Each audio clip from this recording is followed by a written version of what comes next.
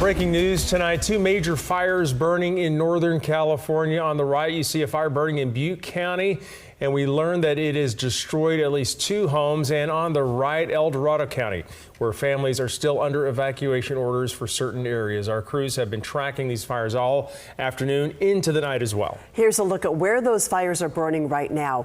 The Thompson fire is burning near Oroville. That fire started near Cherokee and Thompson Flat Cemetery roads, and it quickly burned more than 2,000 acres. Now, Governor Gavin Newsom says he has secured federal help to support first responders. In El Dorado County, the Moccasin fire is burning south of Placerville.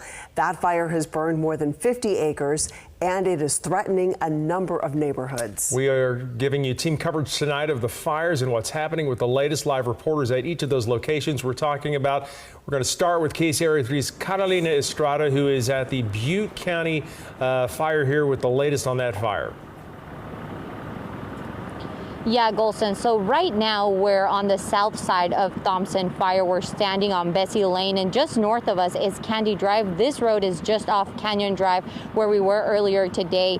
And this is where we have seen some of those structures that have been destroyed. Just take a look right behind me. You can see fire crews are still out here working to put out some of the flames and spots that have reached these homes right here. So right in front of you, this is one of the homes that was destroyed. And right next to it, I want to show you, you can see right now Paradise Fire is out here, multiple agencies helping, but I really want to show you this home right here. All that we see is standing from this structure is just a door frame. Everything else completely burnt. You can still see some of those flames burning, and this just gives you an idea of what we have seen out here on this road. At least 3 structures completely destroyed. And then earlier today, we witnessed the fire spread to the south side of Feather River. You can see the plumes of smoke in the video that we're about to show you. And just before 7 p.m., the wind quickly spread the flames to homes on Canyon Drive as well near Charlotte Lane. And at least 1 structure was destroyed there, and multiple were threatened. Here on Bessie Lane near Candy Drive, like we mentioned, those 3 structures that we have seen so far, along with vehicles that have been completely burnt, and fire crews still out here working to put out those flames. We also know that CAL FIRE officials were really concerned about the Kelly Ridge area. We actually drove around that neighborhood, and we didn't see any structures threatened in that specific area. But we know fire crews right now are still working to contain this fire. The winds have died down. You can still hear, last time we checked flight radar, they're still doing those water drops just to make sure they put out as much of that fire as they can right now. Live in Oroville, Carolina Estrada, KCRA 3 News. Back to you guys. Yeah, they have that equipment now to where they can work at night in some instances, so that really does help. And just talk a little bit about, because we saw how fast the fire was moving. You guys had to leave from one scene when you guys were showing us what it looked like live on TV. Yeah, so we were driving down Canyon Drive and we parked our vehicle. The flames were not even close to us where we parked. And just before we went live, this was in a matter of less than 2-3 minutes. We saw the flames, a gust of wind come and just push those flames so close to our vehicle that we had to move very quickly. And that just shows how fast this fire was spreading today because of those winds, the dry vegetation that we saw out here. And it was just very impressive to see just how fast this fire was moving to different parts, jumping fire breaks, roads, just because of those winds were pushing those embers. But one thing I do want to mention is we drove around several neighborhoods trying to see if we found some residents, and it seems like everyone was able to evacuate just in time. We didn't really see anyone out here, which is actually good news. Back to you guys.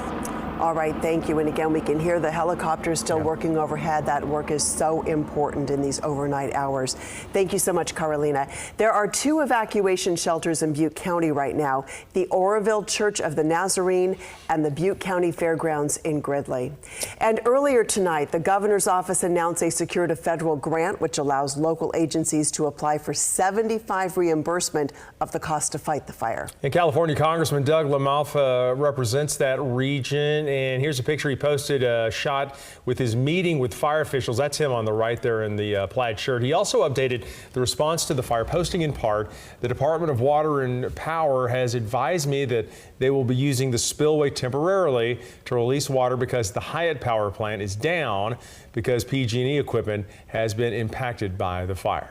It is still very warm out there, so let's get a check on the conditions with our meteorologist, Heather Waldman. Yeah, we are going to focus on the Thompson fire, where earlier today air temperatures were close to the triple digits, so that puts an extra strain on the fire crews. And it also just allows the fire to burn that much faster because the fuels are very dry. We know the fire started on the north side of the Feather River. The city of Oroville is down off to the left here, and you can see Lake Oroville off to the right. With time, the fire very quickly spread along the north bank of the Feather River, and it jumped because of the wind onto the south bank. We do know it burned through this area, a lot of grass, a lot of brush. Here is Canyon Drive. It runs north to south. Catalina's live shot there where she was off of Bessie Lane. That cuts just off of Canyon Drive, and she mentioned the Kelly Ridge subdivision.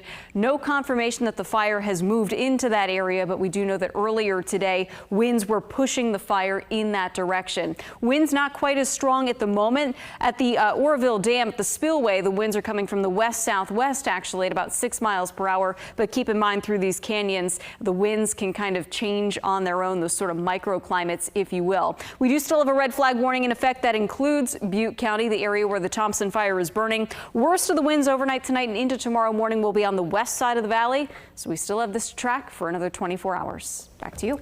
Heather, thank you. And in El Dorado County, firefighters say a structure fire spread to nearby grass and brush and then got out of control. And that fire is burning south of Placerville. And tonight, an overnight evacuation center has been set up in Cameron Park. This is at the Community Services District office. That's on Country Club Drive. And with that, let's go out to KCRA 3's Leanne Denier, who's in Placerville with the latest there. Leanne. Yeah, just within the last few minutes, we've been able to see more smoke and smell more smoke. And I want to show you this. This is Moccasin Trail just over here. And again, just within the last few minutes, some of this large equipment came up Moccasin Trail. CAL FIRE says they are going to be working through the night. But like we've heard time and time again today, these hot and dry conditions were really challenging for crews. They said that they were able to attack this one from the air and able to give crews on the ground better access to this fire. From Moccasin Trail, the fight against the Moccasin fire in El Dorado County could be seen from the air. CAL FIRE says the fire started at a home and spread to nearby vegetation.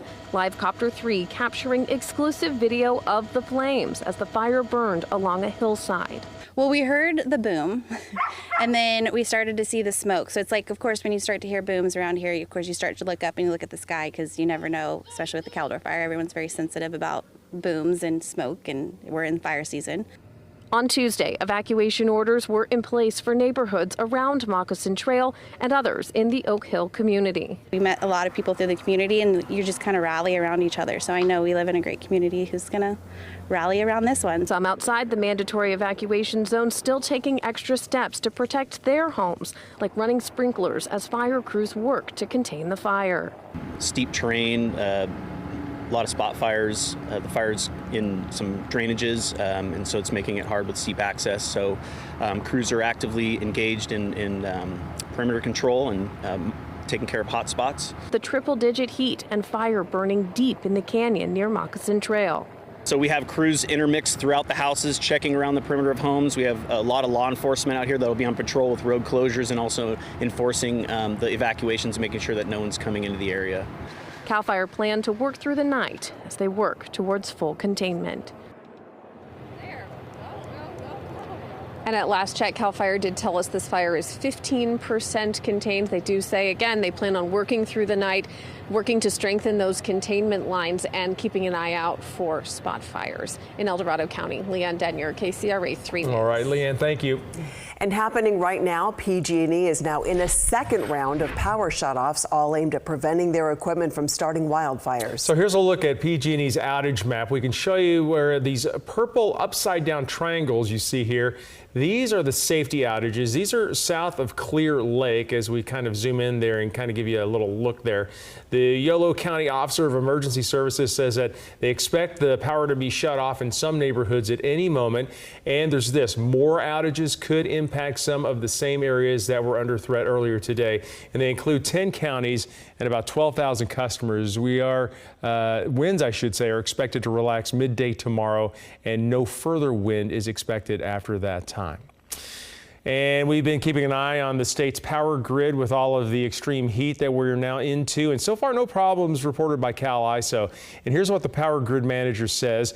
Within the past half hour, the grid's capacity was just over 50,000 megawatts and demand was at about 35,000 megawatts. So yeah, there's plenty of capacity available at this point.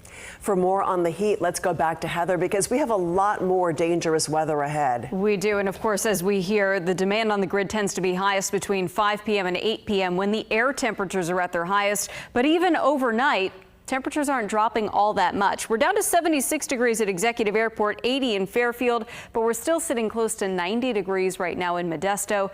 And you just feel for the people who have either had their power shut off for a safety reason or who have lost power today otherwise. Hopefully that is restored soon, because look at tomorrow morning. This is for Sacramento, mid-70s at 7 a.m., but mid-90s by 11 a.m. We should be well into the triple digits by noon, and we will be there through the afternoon into the early evening. Highs today around 106 in Sacramento. Tomorrow we're forecasting a high of 111, 108 for Stockton, 106 in Modesto. Some of these numbers close to daily records, and we could see more of the same as we go through the holiday weekend. I'll be back with the extended forecast in just a bit.